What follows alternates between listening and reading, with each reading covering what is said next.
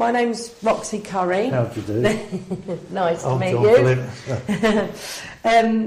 It's Friday the 12th of February 2010 and I'm at the Rayleigh Windmill and I'm here with a gentleman who's going to talk about his memories of Rayleigh and the windmill.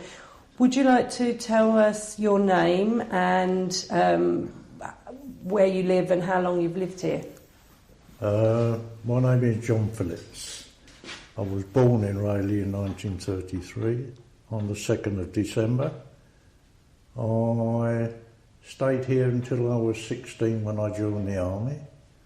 I went all over the world in the army, got married, and then when I came back, my mother wanted me to move in next door, but the wife didn't want to, so we moved and bought a place here in Rochford. And we used to come backwards and forwards to see them all. I'd often come into Rayleigh, but I'd noticed that I had a load of changes. Because when I joined the forces, went to the Suez Canal when the war was on there, in the forces, and the bottom of Ball Lane, Highfield Crescent and Ball Lane, there is now a big council estate. And that was just a field, and I couldn't believe it when I came back. It was all built on. And the reason it jogs me memory, there used to be a black stallion in there. And when you get down the bottom of Queen's Road, you had to get from the bottom of Queen's Road to Ball Lane to get home. And you had to run from there before the horse could see you and get to you. It's like mad. But I've always did it, but this is what triggers off that estate suddenly appeared. Mm-hmm. But anyway, if you wanted to go back to my first start, I was at home. My father died from his war wounds from the First World War. We lived there, carried on, and then I went to Rayleigh Love Lane School. And when we went there, then when the war started at the school, all the men were called up.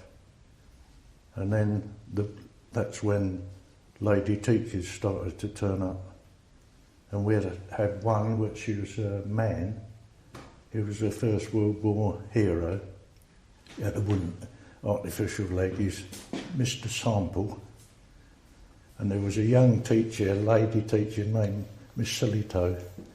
And he used to go around the schools. We used to all giggle because they used to disappear and all this, that and the other.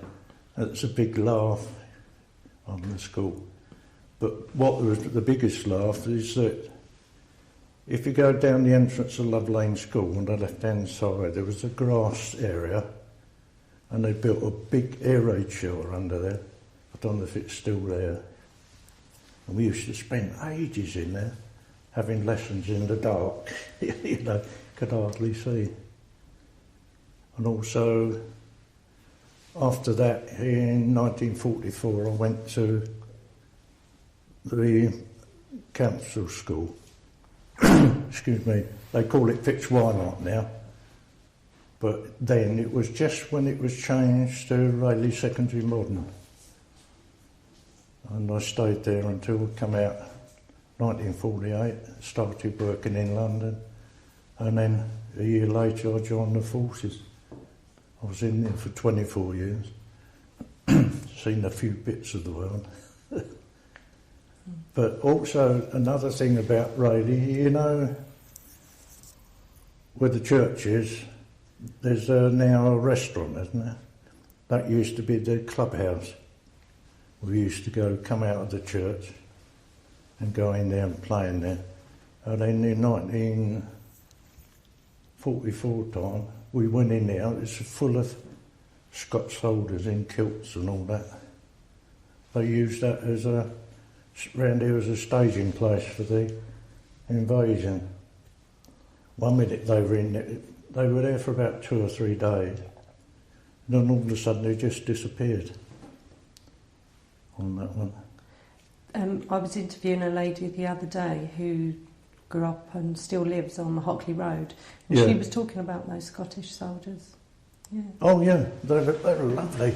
Used to spoil us something rotten because they were thinking they're their own children, and they saw us, and you know, it's the same old thing like when we were in the forces. You see children, you give them chocolate like that, but then they used to bung out sweets and a bit of their compo rations. It was nice. And also another memory of Rayleigh, you know this Berry's Arcade? There was where that was, there's a row of terraced houses. And Mrs. Berry had a sweet shop in the front room. And I used to get the job from my parents, you know, when it was time to get the sweets and the sweet ration. And that was one of the only things that was never shared. That's my sweet ration. You know, that type of thing. Okay. I just want to ask you something. There's a bit of feedback there. We'll cut all me out in a moment. I've probably got it too near me.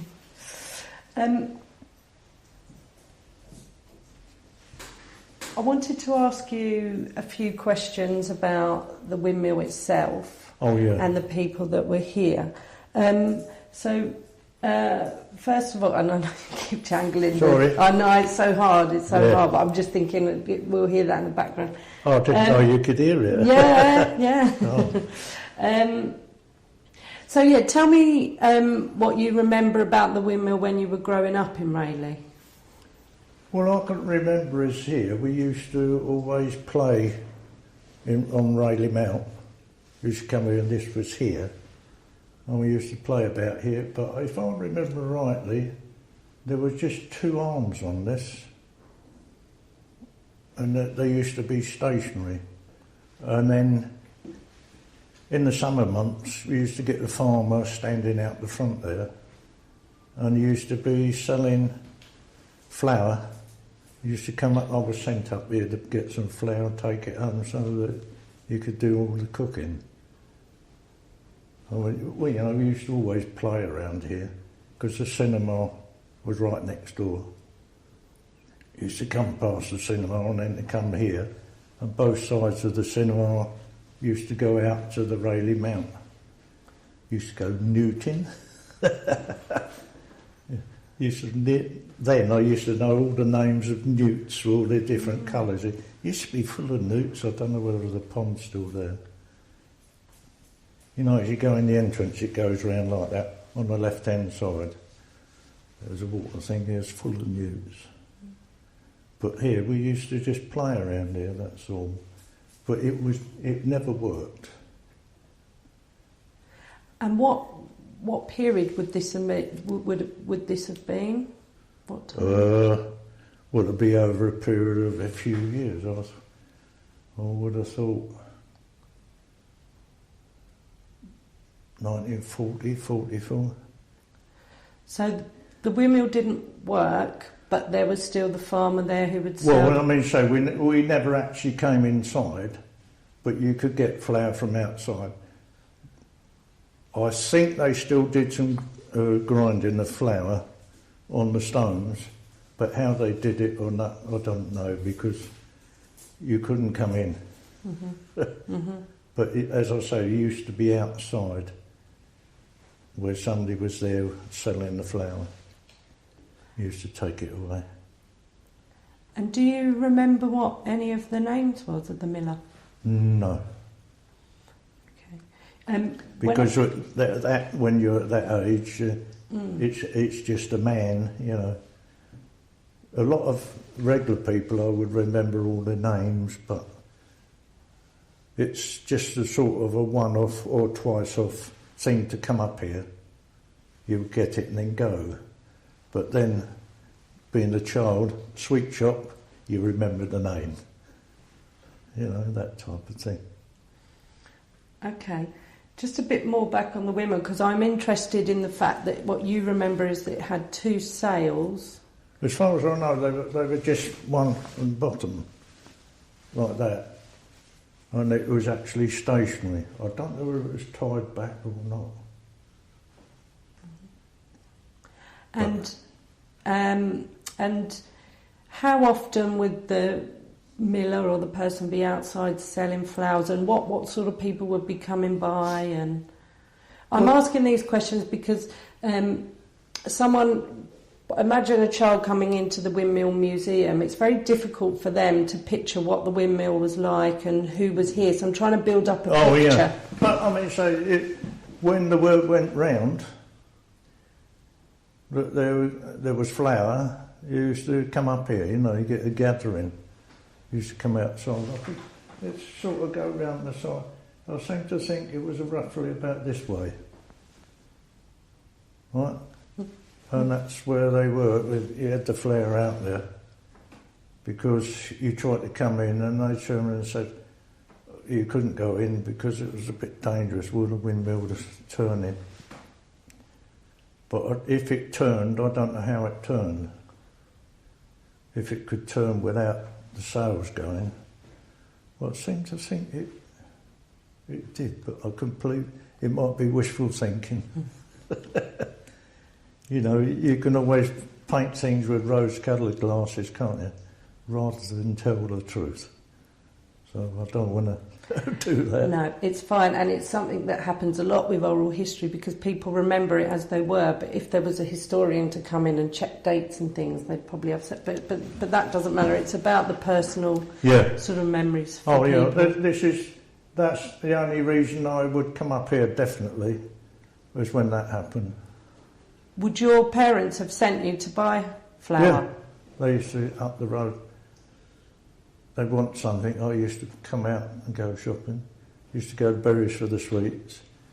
Used to go to the butcher's further down, just down the road here on the right-hand side for, what was that, creamy stuff you put on. Not dripping.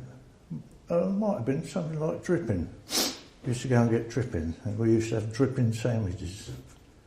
And then used to go to a place right up opposite the police station now, called Light Motors, carrying accumulators full of acid for the radio. You know? It's like this shaking, because you drop a bit of that, it'd done half burn. We used to take that home. It's my job to go up there. The lady I talked to the other day, she said exactly the same memory. Isn't it funny? Same thing she remembers. Oh, we used to go up there, all the battery and a lot, carrying them like this. Oh dear, oh Lord. You're worried about the acid coming out. And am I right in thinking that there was a house here that you thought was haunted? Oh, down, you know where you come up the slope into Bellingham Lane from the High Street?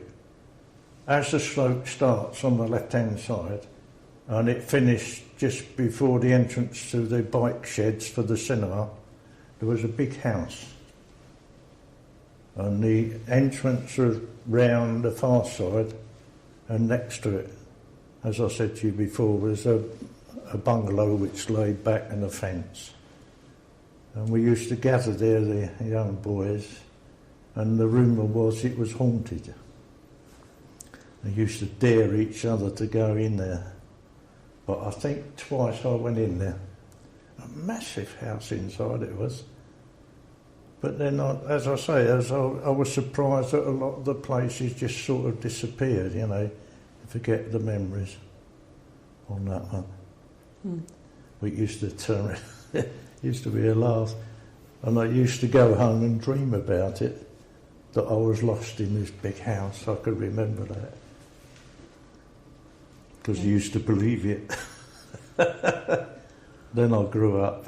But it wasn't. I remember similar.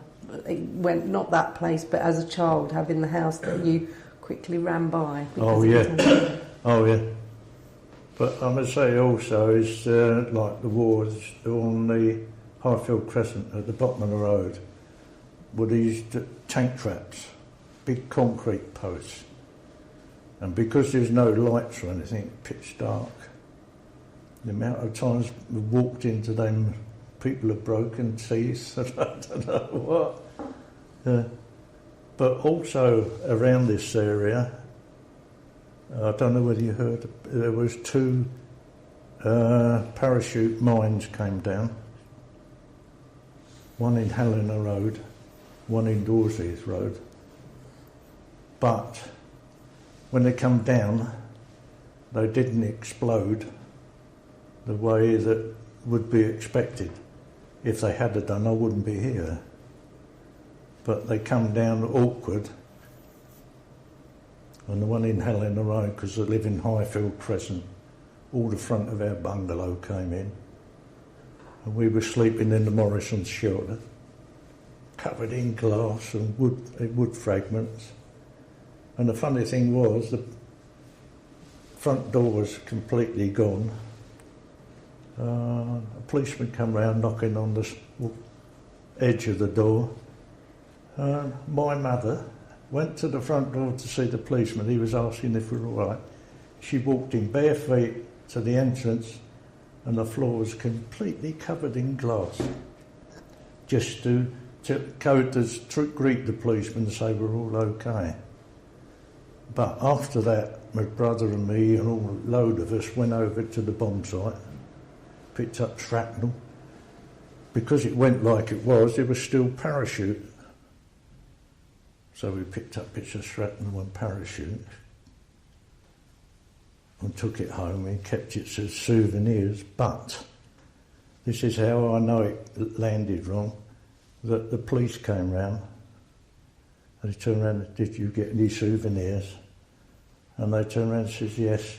Oh, can you give them to us? We want to piece it together to see what a type of bomb it was. And they took it all away. So that's what they did, to come round to us, and we handed those in. And then there was another one of them, exactly the same, came down in Dorset's Road. Because we used to get a lot of planes going over with the bombing. I think they must have used Rayleigh Church or the Mount as a direction thing, because once you're in line with that, because when you're on the Mount you can see the East and the London. And the other one that came down is in the High Road, Rayleigh. A doodlebug hit the ground. The only thing was, my mother and then stepfather went to the Rayleigh, we were dancing. My brother and me were at home on our own. No political correctness then. And when it came down, we found out where it was. And as my brother and me went all the way up there to see if they were all right, and they were worried if we were all right. We were one side of the crater and they were the other side of the crater to get past, you know. And this is how I saw it. And how did that make you feel at the time, that experience? That was one of the time when the actual war came home to me, because the doodlebugs, when they first started coming, you're in the air raid shelter, you got so used to them, you used to go out, you could hear it coming, you go out the gate, watch, waiting for it to stop, because you hear the drone, and just before they drop, the old light, you know, the flame on the back used to get very bright, and all of a sudden it would stop. And down it came, you know. But I mean, so I think it must have been sixth sense, because at this time you could hear it and it sort of came down within the area. We knew this. That then when we found out where it was, we ran up the road just to check. And how did it feel when you saw your mum and dad? Rather excited, you know, make sure they're okay. But also up there was a, don't know anybody spoken to him, a bloke came named Albert. Has anybody told you about Albert? This He a used guy to who was walk around disabled? on stick, yeah. This woman the other day was talking about him as well. You sure you weren't neighbours or something? Well, it's characters that people remember. Well, the thing was, he always walked round with, he didn't walk round, he was on crutches, always had a smile, always travelled on the buses free, and everybody, including me, used to say hello to him and speak. And he used to live up that way. And 3 or 4 days, nobody saw him. And then what went round and said, if Albert's gone, it must be a blessing because of how the poor chap was. Then all of a sudden he appeared. He got under the stair, the stairwell, he got under there. The rest of it came down and he was all right under there. He appeared and just carried on as normal, as though he hadn't got a care in the world, as normal. You said, had anyone spoken to him? Do you think he'd still be around now, or was that? Who's that? that? I got the wrong. You said Albert. Has anyone spoken to him? Would he still be around? I don't know what time. No, he would have been. I doubt where he'd be around now. No, a bit too old, I think. But I mean, so I wouldn't have seen him after I left and went away. And the only thing that got me there, I've been away for years. I came back, was sitting with the family, the Silver Jubilee, having a meal. This bloke come across, he tapped me on the shoulder. Is your name John Phillips? I says, yes. He said, I used to sit next to you in school, and I couldn't believe. He said, you haven't changed. That's it. It was all funny. And then there's a lot of people, you hear their names and remember it. The thing I have noticed is like Webster's Meadow, as we called it, is now called the Silver... Is it King George's or something? King George V. Yeah, that used to be full of cows, and it was in 2 fields divided by a big hedge, and then the other side was a big black bull, and you got the alleyway down the side. That alleyway that's still there, that was their sideway of Webster's, went to an abattoir at the back. But the thing to talk about that field was there was a tree, little pond, and we used to play chicken. There was a fence we used to get there. Right, see who can get there the quickest. You went tearing across the field, climbed a tree before the ball could get you. We used to, it was all play chicken. There was about 10 of us, and all running across and getting back. Because it was right next to Stone Lane, this. It was right down that bottom, there was a little gate. You go across. We used to have some right old times. Yeah. What else do you remember as a child growing up here? What else do you remember as a child growing up here? Well, I can remember, when they bought out gas marks, where you got Highfield Crescent, joins Ball Lane, you go from Highfield Crescent to Ball Lane, come right the way round and go to the next entrance. And my mother chased me all the way round there, right the way round in the circle, and I ran round there 3 times before she could catch me to put this gas mask on me. I would not put it on. I can remember that. But after a while in the war, you got so used to it that it became normal life because it had been going on and on. But we used to get, these phosphorus flares. Used to use them, I don't know why. Used to come up the road, a big long line of them. I don't know whether they're classed as markers, because I think they drop them off to give somebody that's coming over to drop bombs some sort of direction, but it used to be them come down in the streets. Okay. And also in the war, you know, the Battle of Britain, sat in the back garden and watched it. The only thing I can remember to this day is some poor pilot, his plane was hit. You could see him actually get off, come down the wing of the plane, jumped off, but his parachute didn't. It was actually burnt up, and he just came up striding down. And what sort of effect did that have on you watching that? Oh, yeah. Well, this is what I mean. I still remember it, that one. And then they used to, you know, when they'd fighting, see them hedge hopping, and they were so low, you could actually see them sitting in the cockpits. They used to do hedge hopping. Taking off. Sorry? You see them, you know, because a lot of them used to take off from the airport, Southend Airport. Now it was RAF Rochford then. But if you notice, they've got a big runway and the one that goes on the side on. And if you did the other one, by the time they take off, they're over Rayleigh, aren't they? And you used to see them coming over hedge hopping.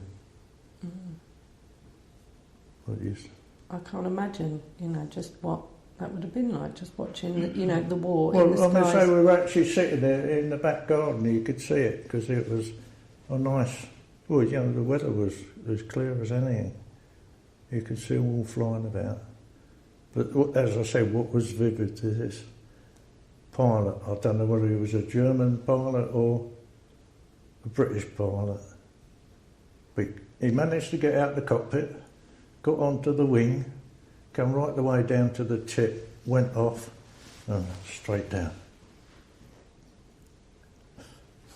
I don't know whether it was merciful he went before he hit the ground, but we used to see a lot of things like that. But after a while, it sort of goes over your head, you know. And what was it like going to school here during the war? Well, you thought nothing of it. I mean, so I walked from Highfield Crescent right the way up to Love Lane. Rain, sleet, snow, you had to walk, and you went on your own, you know. Your parents didn't take you to school. You had to walk up there. But as I say, it was scary to start with, because we had to, as soon as you heard the siren, straight into the big air raid shelter, and have the lessons in there. It was, they call them tilly lamps. We used to have a tilly lamp in there just to make a background light so you could see the teacher. Sit down there listening and all that. But oh, lots of memories. Just want to go back to when you mentioned Albert, and I wondered if there were any other characters from Rayleigh that you remember. Well, you say characters. He was the only actual character. We used to know most of the people because me and Mother used to do a lot with them. There's the Websters, the Byfords, the Blowers, the Currys, the Dialers, the Hockleys, the Nuts, and all that all lived in the same area. And then there was it was in the paper a while back about some teacher that's taught at Love Lane. I remember the name then, but I've forgotten her name now. But loads of people remembered her. If you mention the name, I'll say, oh yes, and I can actually picture her face. But when you're asking me off the cuff, no. And some of the people that you mentioned there, can you remember any stories about them? I think you said about the Byfords on the phone and that you were their favourite? There was the Byfords, but then there was the Blowers, Mrs. Blower, across the road. She lived next door to Mrs. King. And she always had a little soft spot for me. And when I went to join the army, I joined the army, and then the job I was in, I need to be what they call positive vetted for it. You know, for top security stuff. And I needed some people to vouch for me. And I went across to Mrs. Blower, would you be there? Oh, lovely. Oh, you're a lovely chap. I would do all this. And, you know, my head swelled about size 10 hat, you know. She was so pleased to sign it there. Because also the people the other side of her, the Kings, when my mother was looking after my father when he was actually dying, I used to be sent across there to the Kings, and they used to look after me, give my mother a hand and look after me, and they used to go back. But, yeah. I want to, I don't know if you remember this, but so you were born in 1933, isn't that right? In 1943, the miller here was murdered by his son. Do you know about that or remember it? Shall I tell you the story? Not as far as I can remember. Yeah, the miller, I think he was injured well, see, it would have been when I was talking about getting the flour, it must have been right then. Well, we might come back to that bit. What was his name? What was his name? Let me go back. I think it was Brown. He was. I think he had an old injury or some sort of illness, so every day his nurse would take him out for a walk in a wheelchair, and his son, the story goes that his son, who'd been to war and had come back and had never had some gripe with his father, and planted a bomb underneath this wheelchair, and it went off on the Hockley Road. And I just wondered, a lot of people remember sort of it, and I wondered if it was... Well, yeah, but were these people older than me that remembered it? Yeah, the woman I spoke to the other day, I mean, there's a lot that's been written about it, but the woman the other day who lived on the Hockley Road... Oh, this is what I mean, She's 83 now, 83, 84. Well, that's what I'm saying, she would have... I mean, say that would have been a thing that would have been kept from us. You know, I would have thought it's something you didn't talk about, you know. That type of thing never happens. So most likely, because it was down Hockley Road, but how far down Hockley Road, I don't know. Not too far, just from the other, before Fitzwilmot School, I think, before it even goes down the hill. But because on the right there was that on the right used to be Stratford Nursery, didn't it? Massive nursery, Stratford's.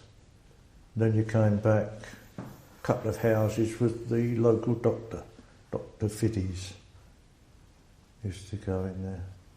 But the only trouble is I never went there much because you had to pay. And if you couldn't afford it, you couldn't see the doctor. Because me, I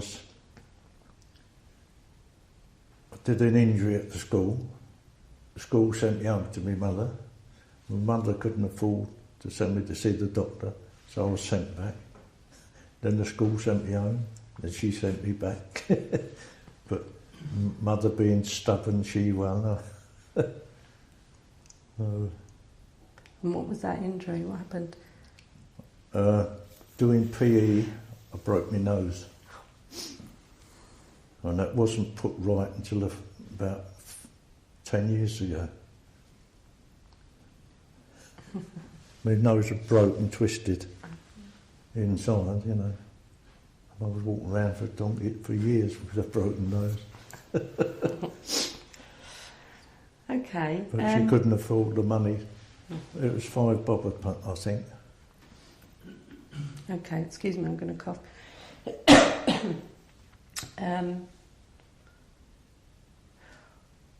Bit more about Rayleigh. Are there any events that stick out in your mind? The one was, when the end of the war. The funny thing was, my brother, who was in the Royal Navy in the war, he was coming home on leave. His ship with doctor was coming home, and the news broke that the war was over. And he came down the road. He come indoors, knocked on the door, woke us up. He said the war was over. Then he started to go up the road, knocking on doors to let them all know. And then all of a sudden there was a big gathering in Rayleigh High Street, celebrating the end of the Second World War. And everybody was all jolly and singing and I don't know what, you know. It was quite good. But the only other thing to remember, it just seems like sports day at the school. Because Rayleigh's school, now called Fitzwymark, and I've changed, load of big building. Because where the white building is, as you look at it on the right-hand side, that used to be the allotments. And we all had an allotment and did the grew stuff. And what you grew, is some of it you gave to the kitchen and some you could take home. This is how I learnt to do what they call double digging. Tell us about that. Yeah. What's double digging? Well, you go down and you dig it, topsoil, do it, and then dig again, turn it, and then put it all back again. Mm-hmm. So that your thing is getting down low enough, you know, to do it all. And how to pile up soil up when you do the digging. And then on sports day, they wanted me to play cricket. I didn't want to. I went there and played, and I told Ken this. They put me, I remember the position, it's called silly mid-on. And it's right near the wicket. And the bloke went to hit the ball. He missed the ball, come round, hit me straight in the side of the face. I've never played cricket since. Oh dear, oh Lord. The only thing I was good at was we had a contest of seeing who could throw a cricket ball the longest. And I used to throw it, they made the record of it. And then a few years later, a conversation with somebody that obviously went to the school, and he turned around and said, "Oh yeah," he said, "somebody's just a couple of years ago has only just broken your record." I didn't even know I'd been put down for a record, you know. Used to be in there doing the PE, because there's a big playing field at the back of the school. I don't know whether it's still there because they build on everything. You know, it's now called Fitzwymark. I didn't know where that was. Somebody should have went to Fitzwymark. I said, "Where the heck's Fitzwymark?" Somebody said they changed the name from Rayleigh Secondary Modern. Yes, it's obviously it's still there. I was there recently. There's Fitzwymark School and then there's Swain School, and both those are names of families that old history. The old people that was it some big names to do with Anne Boleyn that time? No, past that. Oh yeah, I mean it was past that. They were the sort of, what's it called?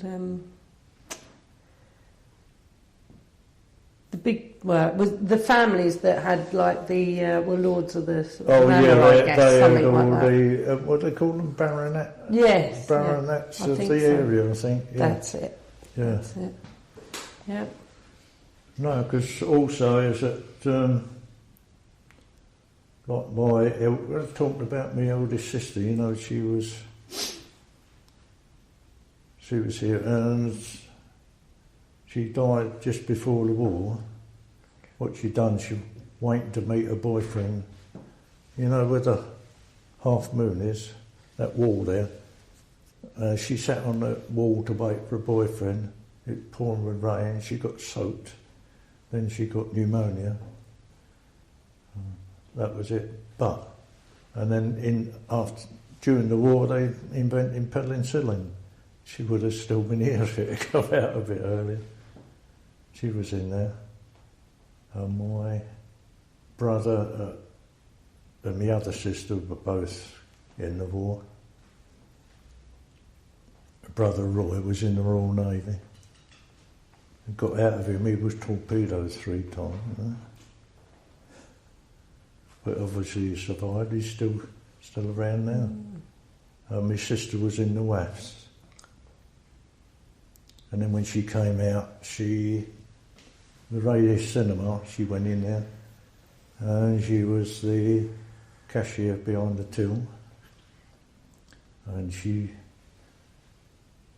got friendly with the manager there, and they got together, got married. So him the manager of the cinema and her the cashier. And when would this have been? Oh, just after the war, I think it was. You know, he was there for quite a while. Was it called the Cosy then? Pardon? The Cosy, the name of the cinema, or the Regal? The Regal. Yeah. Yeah. As soon as you said Cosy, that was somewhere else. I think it was there, but that was before. That was what it was originally called before the Regal. Yeah. All it was, you were sitting there, and they say you used to go there, cinema. Used to be the Saturday morning cinema. I can remember getting in the queue. It was 6pence and 9pence. And I'm in the queue with my 6pence. Got to the till, and who was behind the counter was my sister. She said, all the 6pennies are gone. All there are 9pence. I said, well, I've only got 6pence. Oh, she wouldn't let me in. Mia, a brother, her favourite brother. And I wouldn't get in. And I've remembered it to this day. It stuck in my craw, that did. I took the mickey out of her. Oh, you wouldn't let me in. You brought a photo along with you. Do you want to show me it, and maybe we'll talk about some of the people in it? Yeah, because your sister and the husband are in there, aren't they? Yeah. That's him, the manager. That's my sister Joan, who married him. That's her oldest son. And that's one of their daughters. That's myself. And that's the man that married his daughter, that one there. That's my stepfather. That's my eldest brother, Roy. That's my other brother, Douglas, that I spoke to you about. That is Paula, married to Roy. That's Sheila, married to Douglas. That's the sister Joan that was in the WAFs. That's my mother. And that's my wife. And it was my 2 daughters. And where was this taken, and when was it taken? They were taken in 1966 in the back garden of 28 Highfield Crescent. And what was the occasion?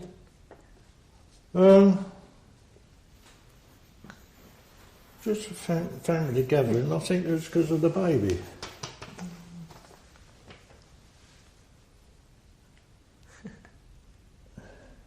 Lovely. Great.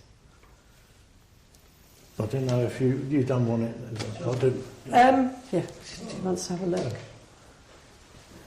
Yeah, we can keep hold of that. Andrew's explained everyone Pardon? in there. Well, I'll keep hold of that. Oh, yes. I mean, so I've just Yeah. printed off just it was in Yes. interest, you Yeah. know. Yeah, and also I will let you know of the name of I'll give you the telephone number from Mike for Rayleigh Through the Looking Glass, because he'll be very interested in your brother's brother used photos. to go around and take a lot, you know. Did he take any photos of the windmill? It's a possibility, but that's what I'm saying. He had a cold, and quite a way to come. He lives in Great Totham, so come over here. I mean, say like my brother, you know, talking about the war and that as well. He found a still alive little shell, you know, from stuff that came down, and he was silly enough to try to prise it apart, and it went off in his hand. And if you look at him, his small fingers still twisted because of when it blew up in his hand. I'm just getting a pencil because I'm going to write the details on the back of that photo. Pardon? I'm going to write on the back of the photo. Oh, okay. Where's I that? don't know whether what I said was of any interest. Just when it... So it was 1966. Yeah. And the address was... 28 Highfield Crescent. Okay. Yeah. Are there any other memories of Rayleigh that you want to talk about? Not really, except for all the... I can describe what the high street used to look like, you know, but... I mean, say where they've got that cafe on the left-hand side, and is it Rayleigh Lanes? Yeah. That used to be a road of terraced houses. I remember that because there was a girl that lived in the first one. She used to go to school with us.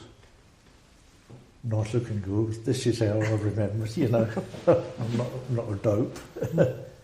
Then on the right-hand side, as I was talking about that bungalow, and that was a big long terrace of houses, and there was you know, those sort of coach entrances, like an archway, you used to go through the back, and went in the back, and you come further along, there was a big garage called King's Garage. I don't know whether that's how the fish and chip shop got its name. I don't know. That used to be King's Garage. And also, saw in that archive place, they had a picture of a sort of mauve school blazer. The only school I know that they wore that, there was a sort of a little private school up on the right-hand side, opposite the police station. There was an entrance, and there was some places which was what they call a private school, and I think that was their uniform, jacket. Which archive was that? Where did you see the picture of the blazer? It was something to do with Rayleigh, and had a load of photographs, something to do with one of the Rayleigh archive, and it said school blazer, and it, sort of the colour of it, because ours was with a red and silver tie on.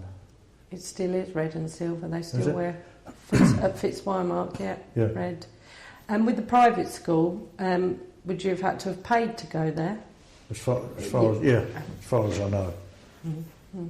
But their jacket was a sort of the same colour as they quoted on that. But it was a faded jacket. Because that's, when I saw it, sort of triggered where I've seen it before. Okay. We've been talking for almost an hour, and I'm happy for you. No, I'm happy for you to go on if you want. I'm just letting you know. No, because I mean, say with my childhood, as I told Ken, I used to paper round. Oh, okay. And I used to Hatton's, it's still there in Eastwood Road. And I used to do, during the day, during the morning I did 2 paper rounds. At the weekend I did 3. Then for extra pocket money, I used to help out in the co-op grocers. You know where that was, do you? Co-op? If you go up High Street, right at the very top, the other side of Love Lane, on the right-hand side, there was 2, there was I think the building's still there. On the left-hand side, you went in there for things like bacon, cheese and all this, that. On the right-hand side was the co-op grocers. I used to help out in there Saturday morning. And also then up this end of the High Street, you know where the Half Moon is? Yeah. 2 doors down from there was Boyce's. And I used to do a delivery boy for the Boyce's. And the Boyce's used to live in, is it Victoria Road?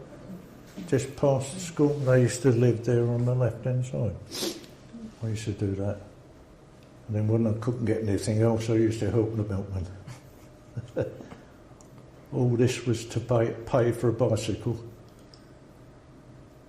I got my mother to take out what they call, what do they call it then? HP. She signed it on the premise that I would then pay for it. And I paid it off early. So did 3 paper rounds, helped the grocer, helped the butcher, or the Boyce's, did the milk round, oh yeah. When I couldn't get that, I can remember helping the coal one as well, going round.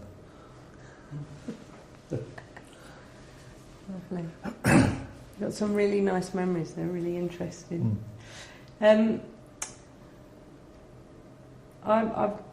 I wanted to ask you one more question about the windmill, really, and then, you know, if anything else, just we want to say the other, only because of these, a lot of it is tied into the windmill. But what do you think the windmill means to Rayleigh? Well, it's a landmark. I mean, say when we used to come home on the train. Just before you get to Rayleigh Station, you look on the hill, and what you see is the windmill on the top of the hill. And also, when you're in the car, you can see it for miles around on there. But I'm just saying, it's the same as anything else. Somebody says to you, "Oh, do you know so-and-so road?" "No, never heard of it." Yet it's the road next to you, isn't it? All you know is it's a cut through. To us, it's always been there. So, but the thing is, when you're coming back home, you look up there, you said, "Oh, home." And you start trying to get out of your seat in the train and get ready to get off it. You know, that type of thing. But also, as I said, I can remember what you spoke to me about. It must be true that it was still working during the war, wasn't it? And this is when we used to come up and get some flour. I think it mainly happened in the summertime, but I wouldn't be sure about that. Okay, thank you. Was there anything else that you wanted to say while you got the opportunity? And of course, if you remember things when you go away that you want to put down on record, then we can always look to arrange another time if you wanted to come back. Well, this is the point. The point is that if, as I said, somebody else had come with me, we would have bounced things off each other. Yes. Because he's 2.5 years older than me, and he was responsible to. It's always the way, isn't it? Well, the oldest look after the youngest, and you would have remembered. I'm the oldest, yeah. Always after no, I'm the baby of the family. Lucky you. Well, look, now that you've gone through this, next time you talk to him, if he was up for it and he wanted to come along, because hopefully he's been quite relaxed and nothing too sort of scary. But and the point is that once you know you're asking for it, you're trying to put it into some sort of context, right. Yep. What's of relevance and which isn't, and stop yourself from waffling.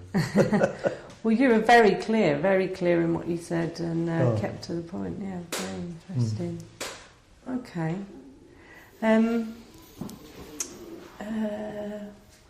I'll get you to sign one of these. You've got to turn it off there. Yeah. They knew whether they were hitting the road or not, I don't know, but it seemed to be a marker in a line. And if you look at a map, direct line would bring up the windmill, which is and the church, right? And if you line that up, that's directly in line when you go on the mount with London. They would drop these phosphors and straight into the East End, you can know where you're going, because I think that would be the docks, wouldn't it? I guess so. So you're saying that, it could have been that the windmill was used as a marker? Yeah. So it stood out. It's most likely why it wasn't rotating. That type of thing. Yeah, it's wonderful. There's probably something written about that. I haven't spoken to anyone who's got memories of it. But well, the only thing I could think about is that line where planes used to go across. They call them pathfinders, don't they, or something, so that they can line up where they're actually going, because all they've got is a map in front of them, haven't they? And I don't know whether this was on the map. But also you've got, like you say, the high ground, the mount, and they would show that on the map, the higher grounds, wouldn't they? But but as the ground there, and this is virtually on the same line, hasn't it? Mm-hmm. This would be more prominent than Rayleigh Mount. When you're spotting, you've got to have a fixture, haven't you? You've got to put it out. You've got a map, and then you've got that. That's in line with that. We put the vector on that, and that's where you are. Interesting. Yeah. I wonder if we could find that out.